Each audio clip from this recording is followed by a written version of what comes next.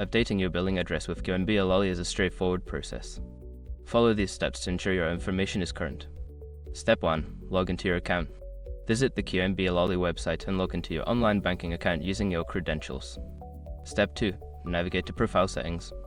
Once logged in, locate the Profile or Account Settings section in the main menu. This is where you can manage your personal information. Step 3. Select Billing Address. Make sure your information is protected first.